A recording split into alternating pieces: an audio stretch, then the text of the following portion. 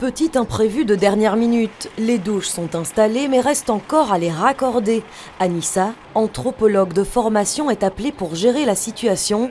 Elle est l'une des 14 équivalents temps plein créés pour assurer la coordination de la deuxième porte d'Ulysse. Ça montre qu'il y a vraiment un travail à fournir dans le secteur, que ça ne doit pas être pris à la légère parce que c'est quand même des récits de vie et des situations de vie compliquées et ça doit être professionnalisé et pris en charge par des personnes formées. Si Anissa est aujourd'hui salariée, elle connaît bien le secteur pour y avoir été bénévole durant plusieurs mois.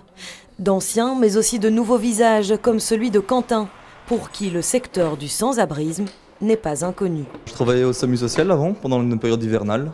Ensuite, j'ai travaillé à la Croix-Rouge, qui est dans le bâtiment juste à côté. C'était une super expérience. Des profils différents, mais complémentaires. 14 personnes pour un dispositif qui peut en accueillir 300.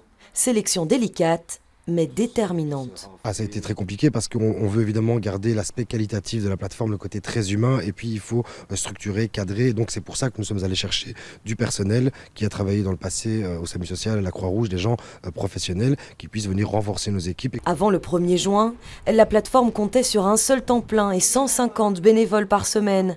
Finalement, un budget de 606 000 € a été débloqué par le gouvernement bruxellois pour la création de ces 14 emplois. La porte d'Ulysse bis ouvrira ce soir. 130 personnes y seront accueillies par une trentaine de bénévoles, encadrés cette fois par des professionnels.